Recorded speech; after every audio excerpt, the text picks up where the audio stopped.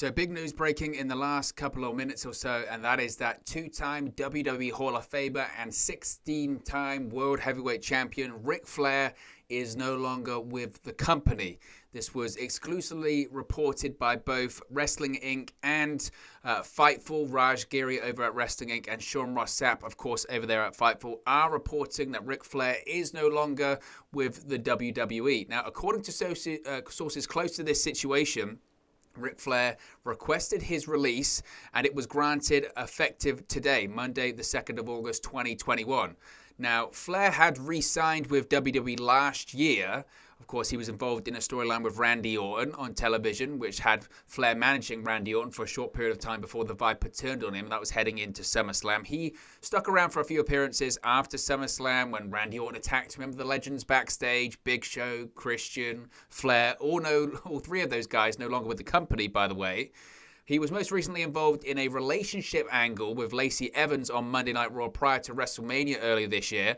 But that angle was ultimately cancelled after, of course, Lacey Evans legitimately got pregnant and is subsequently on maternity leave right now. Now, Sean Ross Sapp of Fightful via Fightful Select, which of course is their Patreon service. Be sure to check that out. We'll put a link in the description box below to the article written by Raj Giri of Wrestling Inc. and Sean Ross Sapp of Fightful. On Fightful Select, they're giving more details on Flair's WWE release, specifying that actually Flair reached out to Vince McMahon, the WWE Chairman himself, directly.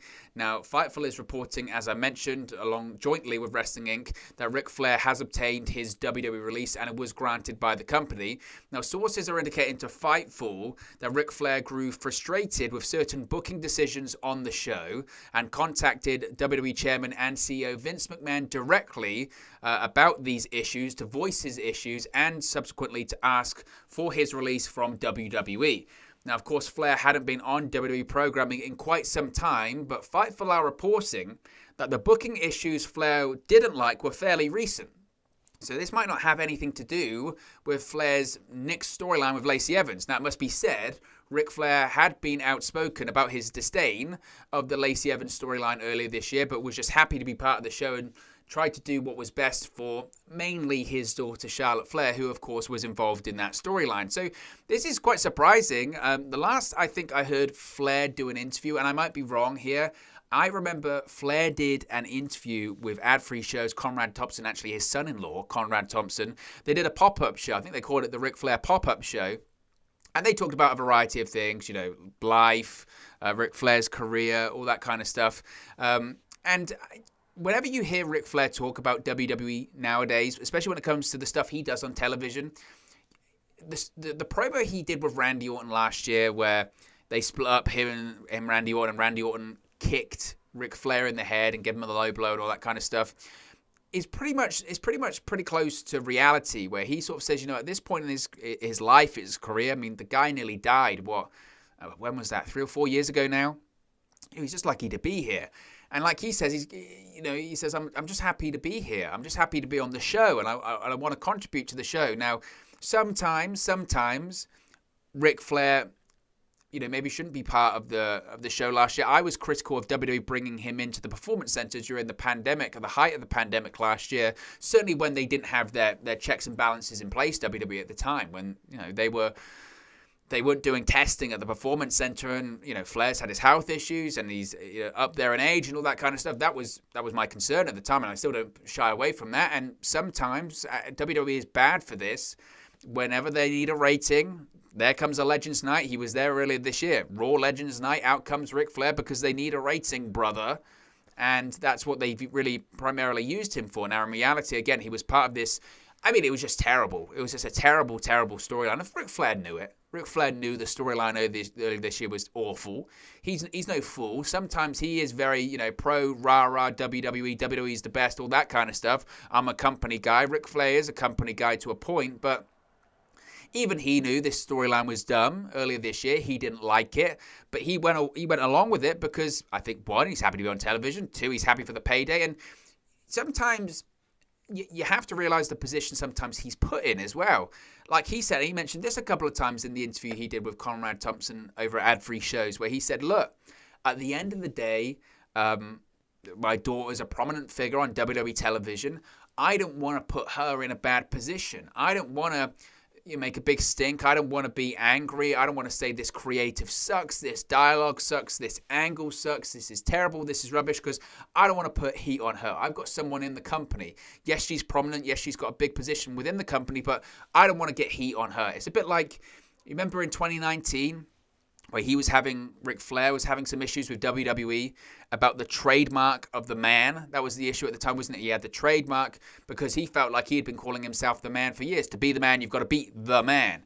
And WWE filed to trademark the man for Becky Lynch, and there was this big fight. And Ric Flair was like, man, you owe me some money because of you're using the man. That's my phrase. That's my phrase I've done. And, I could see both sides of the argument there, but it was litigation. It was...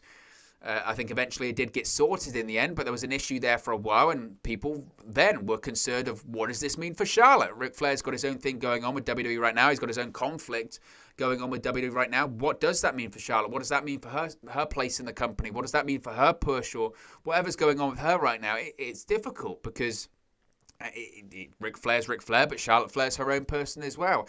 And there was a couple of times like that, and I think...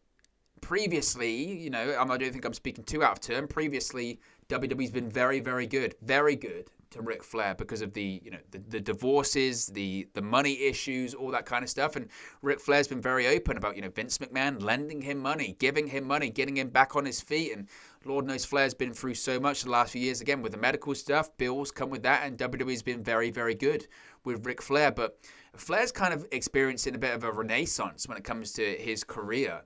Even at this late stage of his life, where he's kind of transitioned now into, again, he's a mainstream folklore. Everyone kind of knows who Ric Flair is, irrespective of pro wrestling. There's a big thing about Ric Flair and rap music, and so many rappers and celebrities and athletes, a lot of NFL teams, they all love Ric Flair because they love that personality, that over-the-top, flaunt your wealth, Rolex watches, diamond rings, private jets. They love it. They love that. And Ric Flair lived it. That is Ric Flair. And a lot of people like that. And Flair, as he's gotten older, has got a lot of sponsorship opportunities, and things are going pretty well for him. As well. And maybe he just kind of realized, look, I don't need this anymore. I don't need the WWE contract anymore. And if I'm trying to read between the lines of this Fightful report when they're saying that Flair had issues that he didn't like when it comes to the booking of WWE, and they're saying that these issues were recent stuff. Now, I don't know what that is. I don't know if that's Flair not being happy with, say, Andrade being let go from WWE. I don't know if that's Flair calling up and saying, I don't like how this guy's being booked, or I don't like how whoever's being booked on television. And he's got, numerous people he likes within the company. And if Flair decided, I don't like how the booking's going and I want out, whether that's himself, whether that's whoever, time will tell when it comes to that. And, make no mistake about it, Flair will talk. We will find out about this very quickly, because Ric Flair isn't scared of shying away from his opinions. Ric Flair isn't scared of saying anything at any point in his career or life. Now, people are going to be talking about, is Ric Flair show up in AEW? I don't know. I don't know. Ric Flair, whenever he's been asked about AEW that much, from what I can ascertain, and I might be wrong, but from what I can gather, I don't even think Flair's seen that much of AEW, to be honest with you. In that Ric Flair pop-up show he did with Conrad Thompson, he was asked, did you see recently Tully Blanchard had a match involved Marco Stunt, and they came up with the old NWA Tag Team Championships and all that kind of stuff, and J.J. Dillon was there, and Flair's like, no, I didn't really see it. I think Flair realistically only watched the majority of WWE. I don't know how much of AEW he's really watched.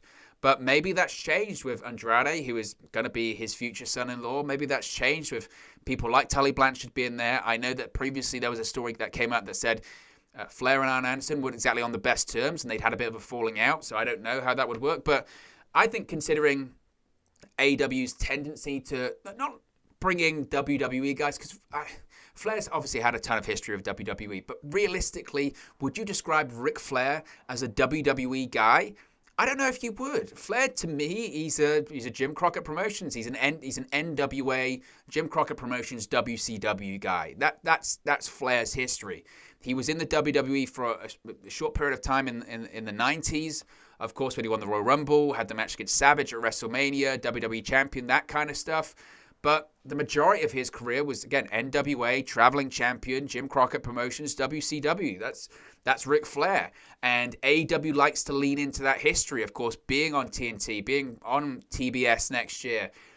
I think, considering they've brought back WCW legends, Sting, Eric Bischoff, Diamond Dallas Page, those names, Juventud Guerrera's coming back this year. It's not on the same level of Ric Flair, but they like to lean into that past of being on TNT, like Nitro was back in the day. And like, again, even more history when TNT and Rampage goes to TBS next year. They're going to want to lean into that.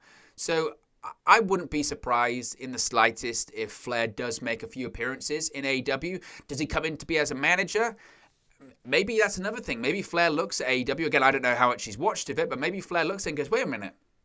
Maybe I do feel like I can contribute. Maybe I do still want to be on television, and WWE, for whatever reason, aren't bringing me in and all that kind of stuff. And then he looks at AEW and goes, wait a minute. Tully Blanchard's on TV every week. Arn Anderson's on TV every week. You've got Jake Roberts there. You've got Sting. You've got all of these people who are managers. Why can't I be a manager? I was a manager for Triple H. I've been a good manager. I can still cut a promo. I can still be Ric Flair.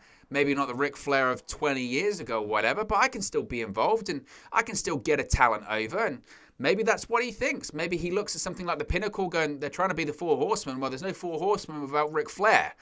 Maybe that's what they go in for. I don't know. And if there were names that I would say should be a manager of, people like MJF certainly come to mind. Flair is the manager for MJF. That would be bad at all. Maybe, I know Chavo Guerrero is just coming to basically be the manager for Andrade, but if you really want to play on reality, what happens if Ric Flair comes in and says, look, he's my son-in-law, I'm going to manage him in AEW. That would be an interesting take as well. So I think there might be a place for Ric Flair on the AEW roster as a manager, as a mouthpiece. At the end of the day, he's Ric Flair. And even at his stage of his life and his career, there is still a name that's still a name. And people still will watch that. That's why WWE used to cart him out for all of those legends night to pop a rating. That's why they had him on television earlier this year. And maybe Flair being out of the company might be the best thing for Charlotte Flair. I don't think, to be honest with you, it will affect her that much. I don't think it will affect her booking that much. It never has in the past.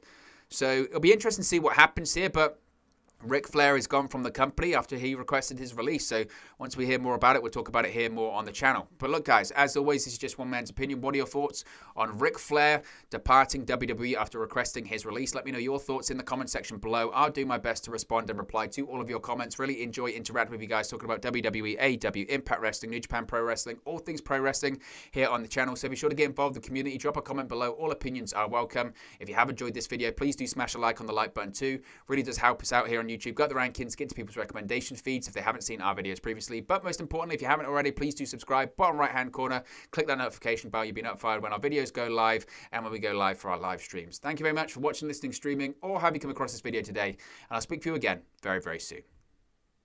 Hey guys, thank you for watching, listening, streaming, or however you come across this video today. Be sure to click on the video on the right there to watch our next video, or click the bottom there to subscribe, or the bottom right hand corner. Thank you very much, and I'll speak to you again very soon.